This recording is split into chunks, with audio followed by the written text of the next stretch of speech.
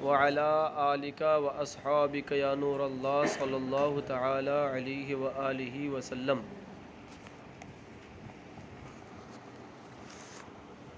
والباء متعلقة بمحذوف تقديره بسم الله اقرأ. ماسبق میں بسم اللہ الرحمن الرحیم سے یہ گفتگو کی گئی تھی کہ بسم اللہ الرحمن الرحیم قرآن پاک کا اور سورۃ الفاتحہ کا اور دیگر سورتوں کا جز ہے یا نہیں. اب یہاں سے بسم اللہ الرحمن الرحیم کی تفسیر شروع کرتے ہوئے سب سے پہلے حرف با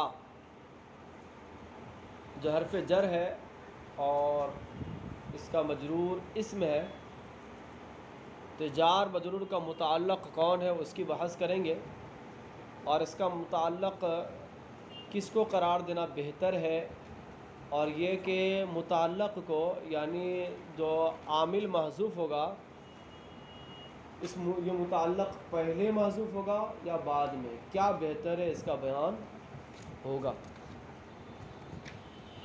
تو کہتے ہیں سب سے پہلے مصنف کا مختار جو ہے وہ یہی ہے کہ با کا متعلق یہ اقراؤ ہے. کیا ہے؟ اقراؤ، یعنی اس کا متعلق اقراؤ کو اس کا متعلق قرار دینا یہ ابتدائی یا ابداؤ کو مقدر ماننے سے زیادہ بہتر ہے. ٹھیک ہے، ابتدائی یا ابداؤ کو اس کا متعلق ماننے سے زیادہ بہتر اور اولا کیا ہے کہ اقراؤ کو مقدر مانا جائے، اس کو اس کا متعلق قرار دیا جائے. اس کی وجہ یہ ہے کہ جار مجرور حرف جر جو ہے اس کا کوئی نہ کوئی متعلق ضرور ہوتا ہے، اس کا کوئی نہ کوئی متعلق ضرور ہوتا ہے. اگر لفظ میں ہو تو ظاہر ہے کہ اگر لفظ میں کوئی ایسا فعل ہو یا شبہ فعل ہو جو اس کا متعلق بن سکتا ہے تو اسی کو متعلق بنائیں گے، اور یہاں پر پوشیدہ ماننے کی حاجت نہیں ہے. اس وقت اس کو ظرف لغو کہیں گے، اور جب لفظ میں موجود نہ ہو تو محذوف ماننا ضروری ہوتا ہے. اچھا، لیکن محذوف جو فعل ہوتا ہے وہ مطلق فعل مقدر ہوتا ہے. کیا ہوتا ہے؟ مطلق فعل مقدر ہوتا ہے. اب کسی معین فعل کو مقدر ماننے کے لیے کسی قرینے کی حاجت ہوتی ہے، قرینے کی حاجت ہوتی ہے جو قرینہ تعین کرتا ہے یہاں پر یہ فعل محذوف مانا جائے. تو اقراؤ کو محذوف ماننے کا قرینہ کیا ہے؟ تو قرینہ بتایا کہ اس لیے کہ بسم اللہ الرحمن الرحیم یہ قرآن پاک میں ہے. یہ ہم جو بسم اللہ الرحمن الرحیم کی تفسیر کر رہے ہیں، یہ کیا سورۃ الفاتحہ سے پہلے قرآن پاک میں ہے. تو قرآن پاک میں سورۃ الفاتحہ سے پہلے بسم اللہ پڑھا جائے یا دیگر سورتوں کے شروع میں بسم اللہ الرحمن الرحیم پڑھا جائے تو بسم اللہ کے جسٹ بعد جو آئے گا وہ مقروء ہوگا. قرآن پاک کلام اللہ مقروء ہوگا، پڑھا جائے گا. کیا ہوگا؟ پڑھا جائے گا. اور جب پڑھا جائے گا تو پڑھا جانا بسم اللہ کے بعد فعل کا مقروء ہونا، مقروء فعل کا ہونا اس بات کا قرینہ ہے کہ یہاں پر کیا کیا جائے؟ اقراؤ کو ہی محذوف مانا جائے، برخلاف ابداؤ کے، اسی طرح ابتدائی کے. ٹھیک ہے، اگر ابداؤ کو محذوف مانتے ہیں تو ایسی صورت میں یہ ہوگا کہ جہاں پر بھی بسم اللہ الرحمن الرحیم قرآن پاک یا حدیث پاک میں جہاں پر بھی بسم اللہ کا متعلق مذکور ہے وہاں بسم اللہ کا متعلق کہیں پر بھی ابداؤ یا ابتدائی نہیں ہے. کیا ابداؤ نہیں ہے؟ وہاں کیا ہے؟ جو فعل جس فعل کے شروع میں بسم اللہ ہے اسی کے متعلق اور اسی کے موافق فعل محذوف مانا گیا ہے. جیسے حدیث پاک میں ہے بسم اللہ ولجنا، بسم اللہ ولجنا، یا اسی طرح قرآن پاک میں اقرا بسم ربک. تو دیکھیں بسمی کا متعلق جو ظاہر کیا گیا وہ کیا ہے؟ اقرا ہے. اور اسی طرح بسم اللہ ولجنا میں ولجنا داخل ہوتے وقت میں، ٹھیک ہے، بسم اللہ کیا ہے ولجنا بولتے کب؟ گھر میں داخل ہوتے وقت میں. حدیث پاک میں آیا کہ جب گھر میں داخل ہو تو کیا پڑھے؟ بسم اللہ ولجنا. تو بسم اللہ ولجنا پڑھنے کا حکم ہوا داخل ہوتے وقت میں. تو دخول کے معنی پر مشتمل فعل کو محذوف مانا گیا، ٹھیک ہے، اور ابداؤ محذوف نہیں مانا گیا. اسی طرح ابتدائی بھی محذوف نہیں ماننا بہتر نہیں ہے، اچھا نہیں مان سکتے لیکن اولا نہیں ہے، اس لیے کہ ابتدائی میں زیادہ حذف کرنا زیادہ اضمار لازم آتا ہے، زیادہ اضمار زیادہ پوشیدہ ماننا پڑتا ہے کہ ابتدائی کے حروف بھی زیادہ ہیں اقراؤ کے بنسبت. اسی طرح جب ابتدائی محذوف مانیں گے تو ابتدائی ہوگا کیا کریں کہ بسم اللہ کے بعد اگر آپ ابتدائی محذوف مانیں گے تو ابتدائی کیا ہوگا؟ مبتدا ہوگا، اور پھر بسم اللہ کا متعلق کسی اور فعل کو ماننا پڑے گا. اور تقدیر بات یہ ہوگی کہ ابتدائی حاصلہ و حاصل بسم اللہ ہے. مثال کے طور پر دیکھیں پڑھیں عبارت، اور والباء متعلقۃ بمحذوف، اور با متعلق ہے بسم اللہ میں، با متعلق ہے محذوف سے، فعل محذوف سے. تقدیرہ جس کی تقدیری عبارت ہے بسم اللہ اقرأ، اللہ کے نام سے، اللہ کے نام سے پڑھتا ہوں، ٹھیک ہے.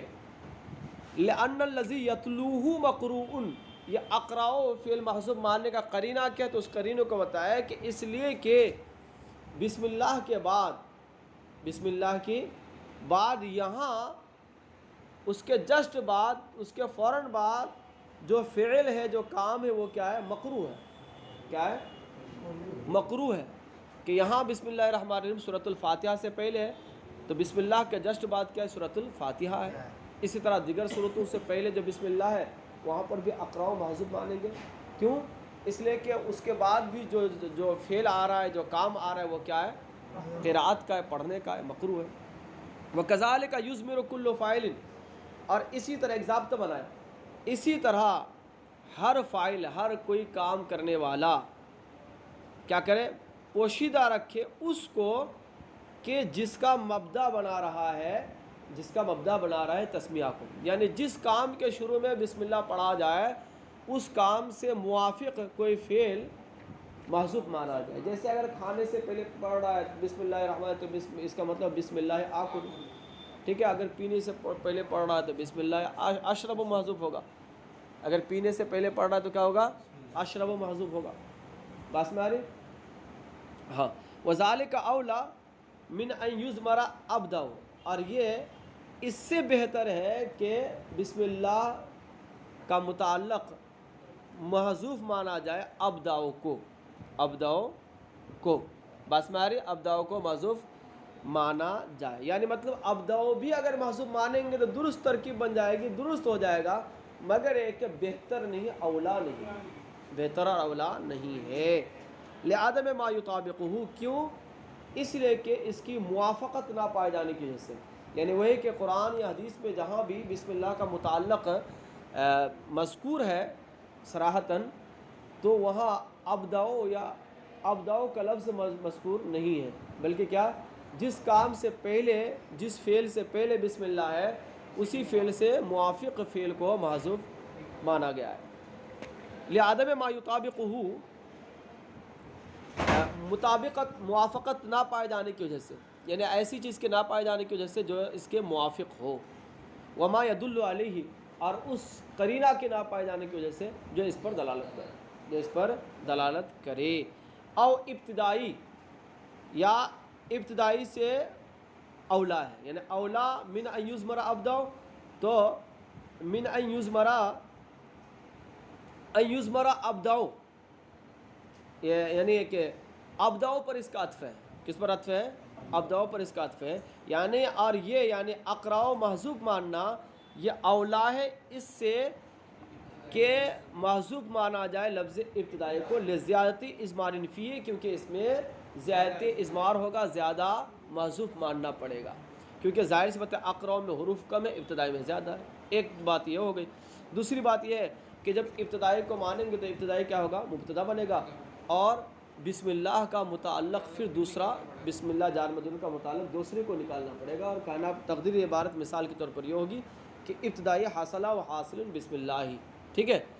اور ظاہر سی بات ہے کہ زیادتی اضمار سے بہتر یہ ہے کہ اضمار کم ہو. اولا یہ ہوتا ہے عبارت میں کہ اس میں محذوف کم مانا جائے.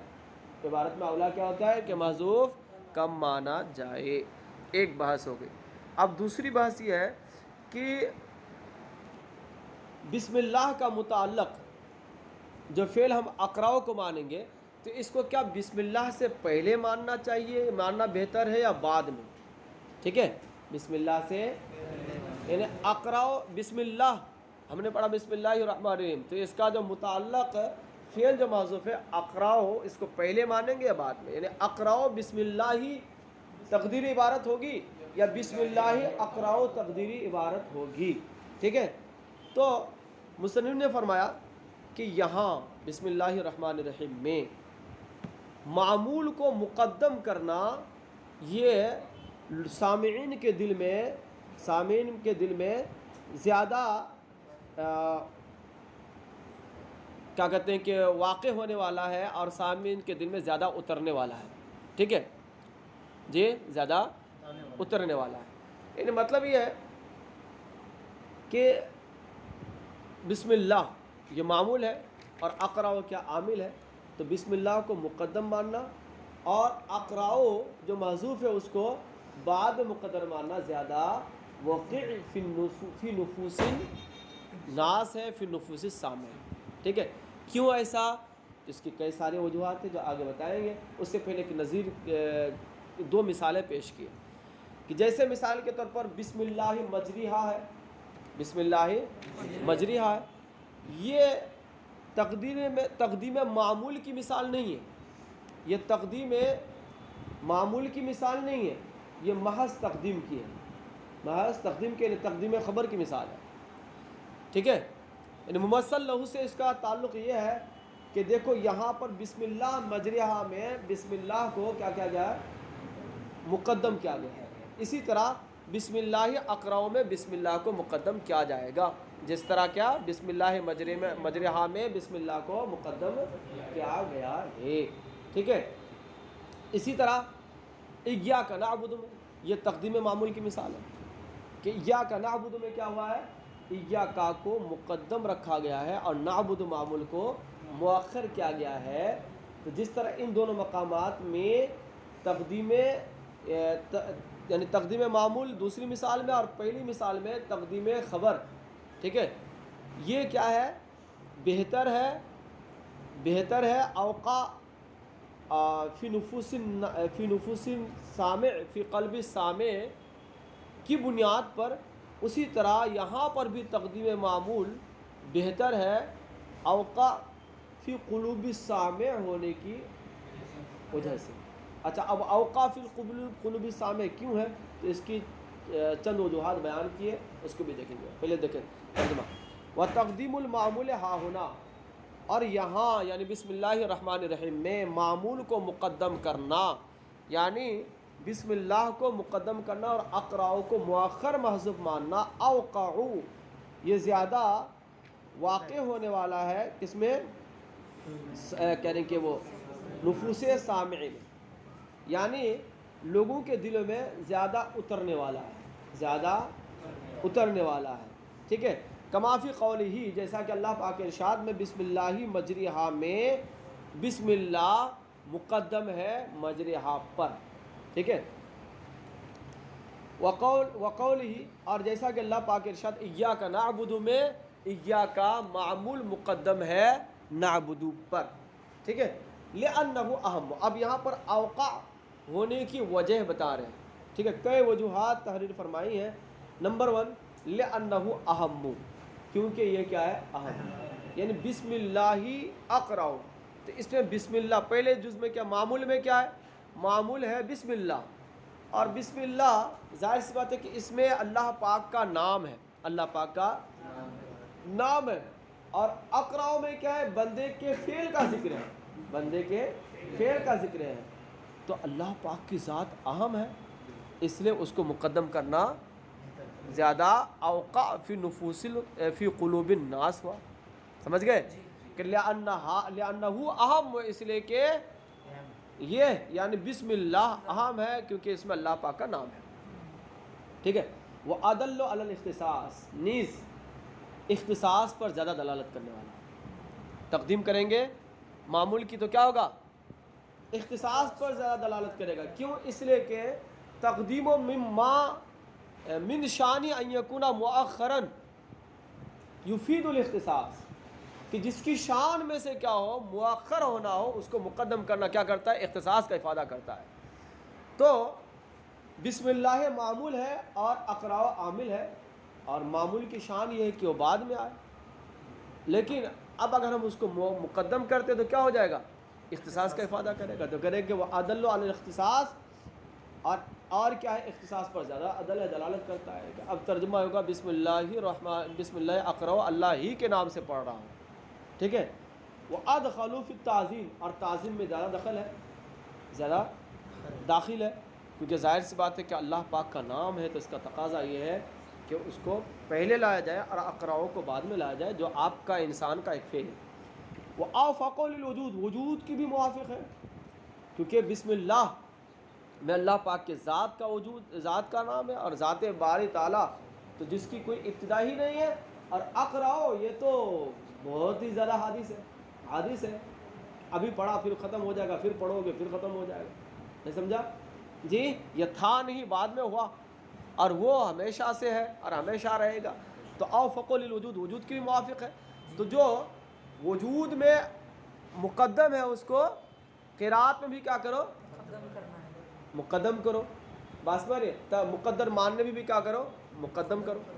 فإن اسمہ سبحانہ و تعالیٰ، اس لیے کہ اللہ سبحانہ و تعالیٰ کا نام مقدم ہے قرات پر، تو وجود کے اعتبار سے مقدم ہے، تو آپ بیان کرنے کے اعتبار سے بھی کیا کریں، مقدم کریں۔ کیفا لا، اور کیسے قرات پر مقدم نہ ہو، وقد جعل آلۃ لہا، بسم اللہ جب انسان پڑھتا ہے قرات سے پہلے جب بسم اللہ پڑھتا ہے تو بسم اللہ کو کیا بناتا ہے، قرات کا آلہ بناتا ہے، تاکہ میری قرات اپنے انتہا تک پہنچ جائے، تکمیل تک پہنچ جائے، پائے تکمیل تک پہنچ جائے۔ کتاب شروع کرنے سے پہلے بسم اللہ پڑھتے ہیں، کیوں؟ تاکہ اس کی برکت سے کتاب اپنے پائے تکمیل تک پہنچ جائے، ٹھیک ہے، پوری کتاب ہم پڑھ لیں۔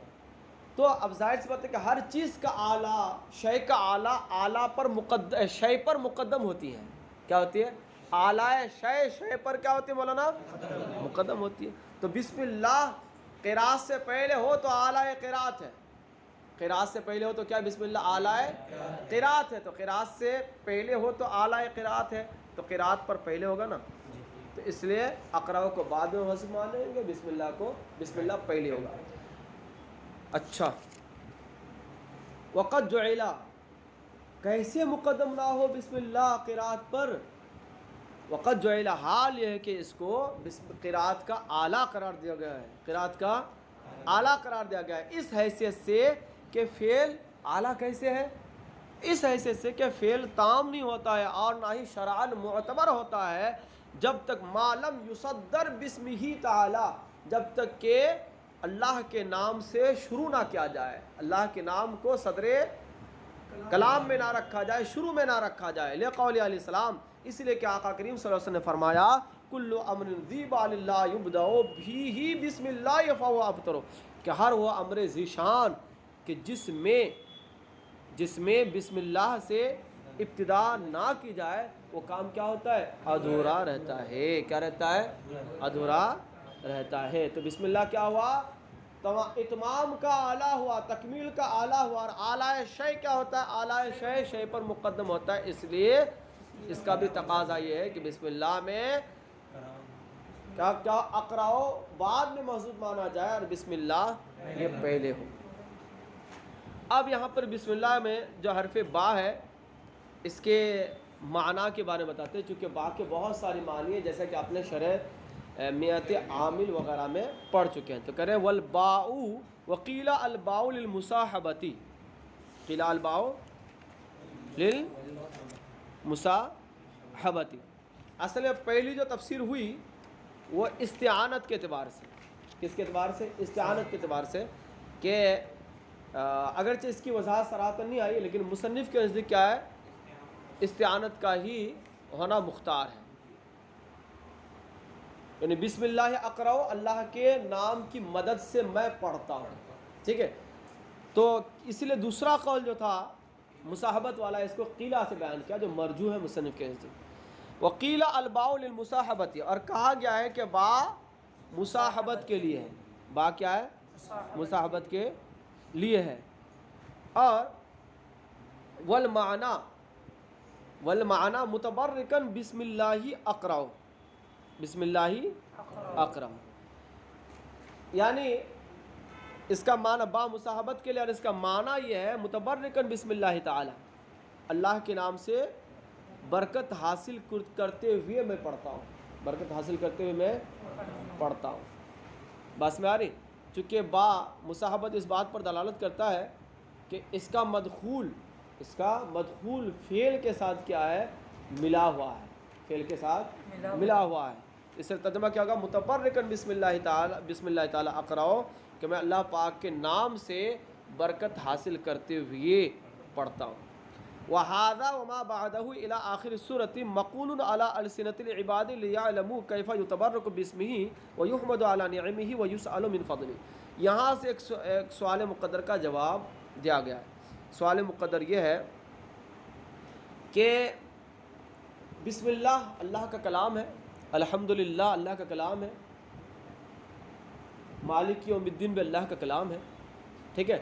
اور جب کوئی شخص اپنے بارے میں بتاتا ہے، متکلم اپنے بارے میں بتاتا ہے، تو صیغہ تکلم استعمال کرتا ہے۔ کیا کرتا ہے؟ صیغہ تکلم استعمال کرتا ہے، ٹھیک ہے۔ مگر یہاں پر اللہ پاک نے بسم اللہ صیغہ غیبت کا استعمال فرمایا، الحمدللہ یہ بھی صیغہ غیبت لایا، صیغہ تکلم نہیں لایا۔ یہ نہیں فرمایا کہ بسمی یا الحمدللہ، یہ نہیں فرمایا۔ اس کی وجہ کیا ہے؟ تو اس کی وجہ یہی ہے کہ اس کا مقصد بندوں کو تعلیم دینا ہے، سکھانا ہے کہ اللہ کے نام سے استعانت کیسے حاصل کی جائے، اللہ کی تعریف کیسے کی جائے، اس کی نعمتوں پر اللہ کا فضل کیسے مانگا جائے، ٹھیک ہے، اللہ کا فضل کیسے مانگا جائے۔ تو وہ تعلیم دی کہ بندہ اس طرح کہے، بسم اللہ الرحمن الرحیم الحمدللہ رب العالمین الرحمن الرحیم مالک یوم الدین، ٹھیک ہے، ایاک نعبد و ایاک نستعین۔ بس میں آ رہی۔ وَهَذَا وَمَا بَعْدَهُ، یہ یعنی بسم اللہ الرحمن الرحیم اور اس کے ما بعد، یعنی بسم اللہ کے بعد سے لے کر کے الحمدللہ اور آخر صورت تک، الی آخری صورت، مقول علی السنۃ العباد، بندوں کی زبان پر کہا گیا، یعنی ہے کہ غیبت کا صیغہ استعمال کیا گیا تاکہ بندے جان لیں کیف یتبرک بسمی، کہ کیسے اس کے نام سے برکت حاصل کی جاتی ہے، اور کیسے اس کی نعمتوں پر حمد کیا جاتا ہے، اور کیسے اس کا فضل مانگا جاتا ہے، کیسے اس کا فضل مانگا جاتا ہے۔ اہدنا الصراط المستقیم صراط الذین انعمت علیہم غیر المغضوب علیہم ولا الضالین، ٹھیک ہے، فضل مانگا گیا ہے۔ وَإِنَّمَا كُسِرَتْ، اب یہاں سے با بسم اللہ میں با کے نیچے جو کسرہ ہے اس پر گفتگو کریں گے، مختصر سی گفتگو۔ دیکھیں، مبنی میں اصل، معرب میں اصل یہ ہے کہ متحرک ہو، معرب میں اصل کیا ہے؟ متحرک ہو، اور مبنی میں اصل کیا ہے؟ وہ ساکن ہو، مبنی میں اصل کیا ہے؟ ساکن ہو، ٹھیک ہے۔ مگر مبنیات میں سے جو حروف مفردہ ہوتے، تنہا حروف ہوتے ہیں، اس پر چونکہ اہل عرب کے یہاں ساکن پڑھنا متعذر ہوتا ہے، اس لیے اس کو حرکت دیتے ہیں، اس کو کیا دیتے ہیں؟ حرکت دیتے ہیں۔ تو اور جو حرکت دیتے ہیں وہ اخف الحرکات فتح کو دیتے ہیں، کس کو دیتے ہیں؟ فتح کو دیتے ہیں۔ اب سوال پیدا ہوا کہ بسم اللہ میں با جو ہے یہ حروف مفردہ میں سے مبنی ہے اور حروف مفردہ میں سے ہے، تو اصل تو یہی ہے کہ مبنیات میں اصل تو یہی ہے کہ اس کو ساکن رکھا جائے، مگر چونکہ اس پر متعذر ہے تو ایک حرف ہونے کی وجہ سے متعذر ہے سکون، تو اس لیے کیا تھا دوسری اصل یعنی اس کے بعد کا مقام یہ ہے کہ فتح بھی آ جائے جو اخف الحرکات ہے جی۔ مگر بسم اللہ کے نیچے کسرہ کیوں کرایا؟ بسم اللہ کے نیچے کسرہ کیوں آیا؟ تو اسی کا جواب دیا کہ وَإِنَّمَا كُسِرَتْ، اور بسم اللہ کے با کے نیچے کسرہ دیا گیا، وَمِنْ حَقِّ الْحُرُوفِ الْمُفْرَدَةِ، حالانکہ حروف مفردہ کے حق میں سے یہ ہے کہ ان تفتح کہ اس کو فتح دیا جائے، فتح دیا جائے، لیکن پھر بھی اس کو کیا کر دیا گیا؟ کسرہ دیا گیا۔ وجہ یہاں پر لی اختصاصها بلزوم الحرفیت والجر، اس کا خاص ہونے کی وجہ سے کس سے؟ لزوم حرفیت اور جر کے ساتھ۔ لزوم حرفیت کا مطلب کیا ہوگا؟ لزوم حرفیت کا مطلب یہ ہے کہ حرف با ہمیشہ حرف ہی ہوتا ہے۔ با کیا ہوتا ہے؟ حرف ہی ہوتا ہے۔ اس کے برخلاف آپ دیکھ لیجئے کاف کو، کاف حرف تشبیہ ہے، کاف ہے، کاف حروف جارہ میں سے، یہ کبھی مثلوں کے معنی میں ہوتا ہے تو اسم ہوتا ہے، کبھی جیسے کیا کہتے ہیں، کبھی یہی کاف جو ہے کبھی ضمیر بن جاتا ہے تو کیا ہوتا ہے وہاں پر بھی اسم بن جاتا ہے جی، جیسے لکا بکا تو وہ کیا ہو گیا؟ اسم بن گیا۔ مگر با جہاں بھی ہوگا وہ کیا ہوگا؟ حرفی ہوگا، تو حرفیت اس کے لیے لازم ہے، حرفیت اس کے لیے کیا مولانا؟ لازم ہے۔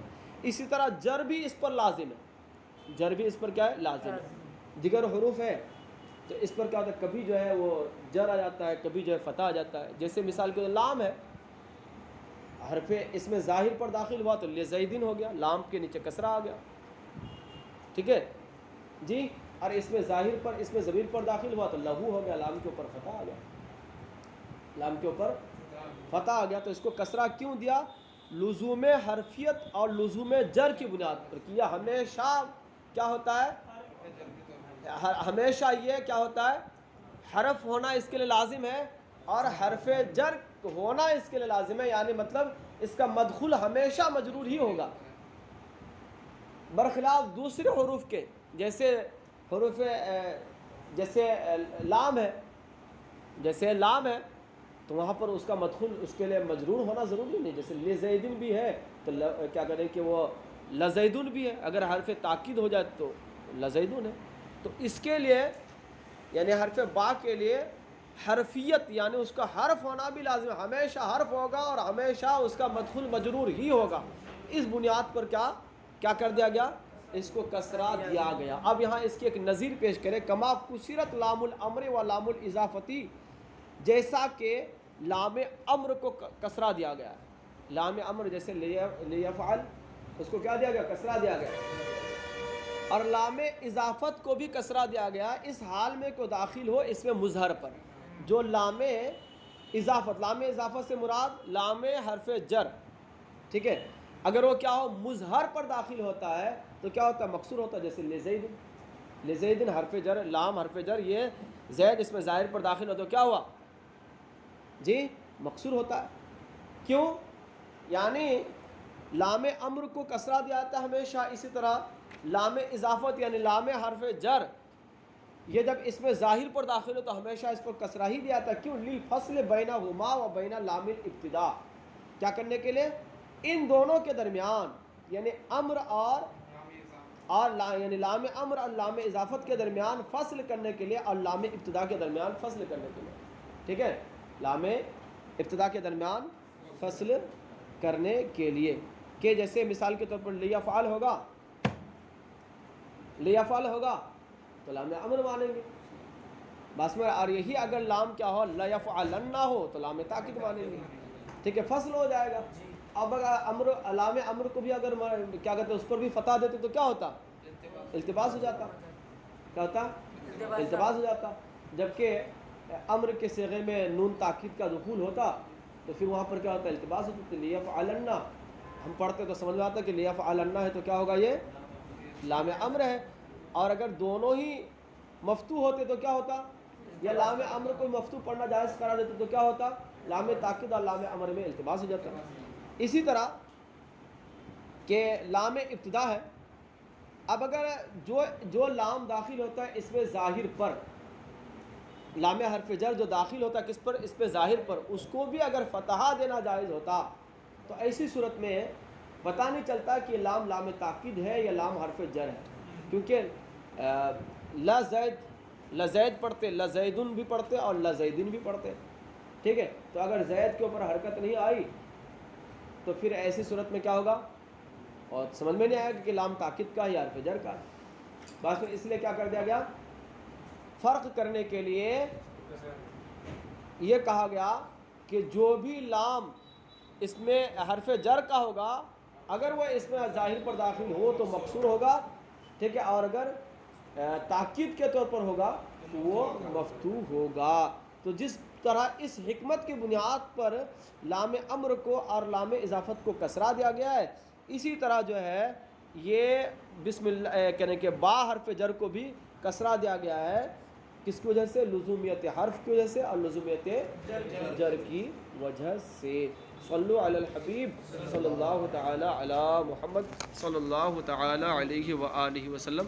الصلاۃ والسلام علیک رسول اللہ صلی اللہ تعالی علیہ وآلہ وسلم۔